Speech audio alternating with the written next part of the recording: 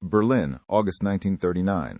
The city is restless, its streets vibrating with the rhythm of boots and suspicion.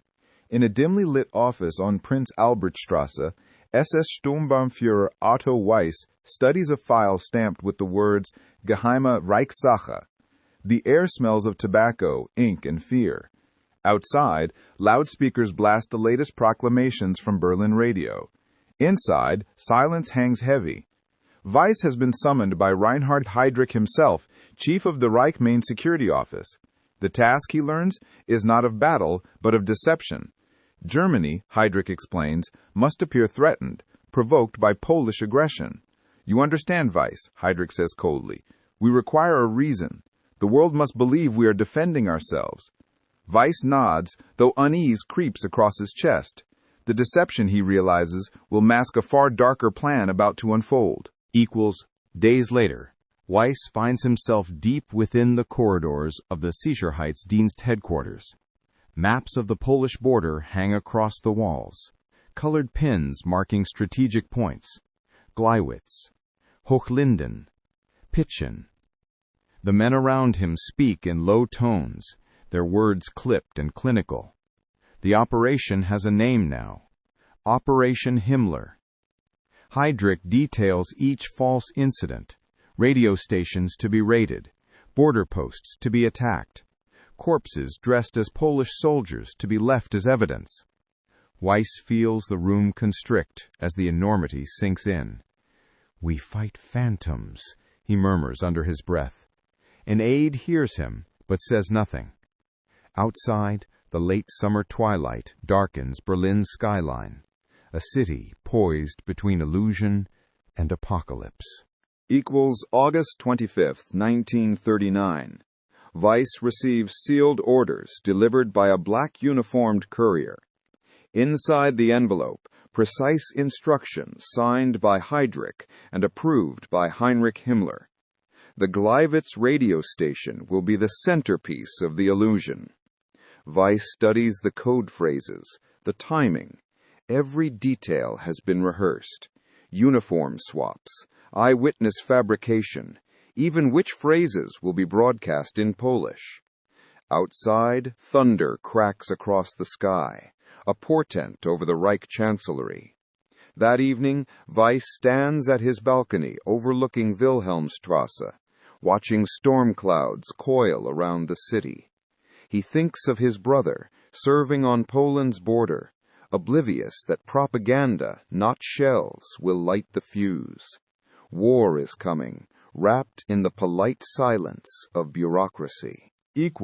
On the night of August 31st, Weiss travels under heavy guard to the town of Gleiwitz in Upper Silesia. The radio station lies at the border's edge, an unassuming brick building surrounded by darkness. Inside a nearby command post, SS men in Polish uniforms prepare quietly. The operation, led locally by Alfred Naljaks, is ready. Weiss watches through a slit in the blackout curtains as the men move, precise, ghost-like. The false attack begins. A burst through the doors, gunfire staged, German phrases shouted in mock Polish accents. Within minutes, the broadcast signal changes. A chaotic voice declares, "Attention! This is Gleiwitz. Poland attacks." Weiss grips the window frame, his pulse echoing. The deception feels complete and terrible. He whispers, "So it begins." By dawn on September 1st, the German media erupts. Headlines scream of Polish attacks on German soil. Propaganda offices flood the airwaves with outrage. Weiss stands in the Reich Ministry of Propaganda as Joseph Goebbels himself strides in, his voice sharp with triumph.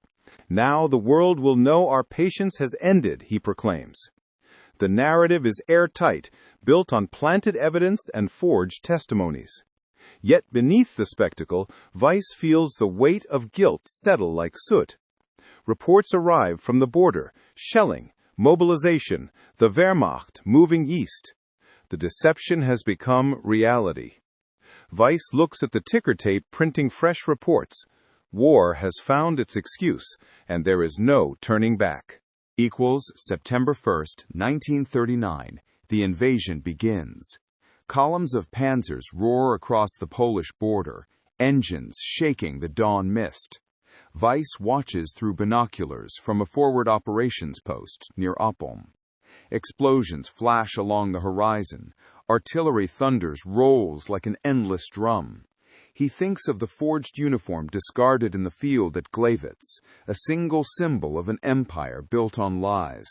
Soldiers cheer as German aircraft sweep overhead, but Weiss cannot. Every blast reminds him of the fabricated shot that started it all. When the radio crackles with Hitler's voice, declaring Germany's defense against Polish aggression, Weiss lowers his gaze.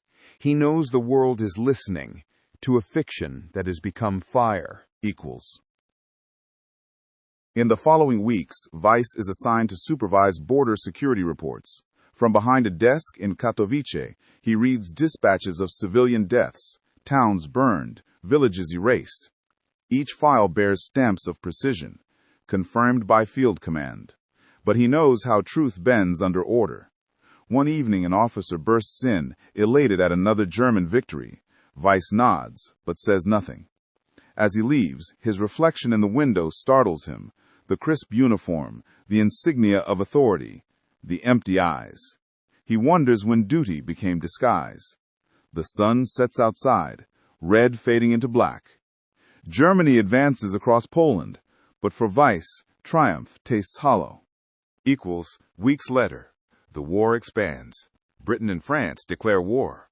The plan meant to justify a small conquest has unleashed a global inferno. In Warsaw, Weiss observes ruins from a rubble-strewn checkpoint. Amid smoke and ash, he meets a captured Polish officer who stares at him defiantly. "You created this," the prisoner says quietly. "But the truth doesn't burn." Those words haunt Weiss as transport trucks rumble by. He understands that even carefully woven lies cannot silence conscience. That night, he writes a private note in his field journal. "We forged a reason for war, and in doing so, we lost any reason at all." He hides the page beneath his desk, knowing it may outlive him. By October 1939, Poland is divided. The Reich celebrates victory parades through Warsaw's avenues. Weiss returns to Berlin, the city draped in banners and false pride. He attends a briefing at the Reich Chancellery, where officials toast the success of Operation Himmler. Heimlich laughter fills the room.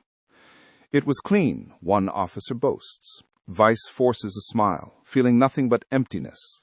In the back of the hall, he overhears whispers of the next campaign, the next excuse. The cycle of deception continues. Outside, the autumn wind carries faint church bells, echoes from a vanquished land. Weiss realizes the machine he helped start will not stop. It has found momentum in lies. Years later, after the war's flames have consumed Europe, historians would search archives in Nuremberg and Berlin. Among the recovered files lies the diary of Otto Weiss, detailing Operation Himmler in pages heavy with remorse. His words reveal not just the manipulation of nations, but the corrosion of a single man's soul. In his final entry, he writes, "The war began with lies spoken as truth, and ended with truth buried beneath ruins." The narrator's voice fades over images of pre-war Europe, once bright and hopeful.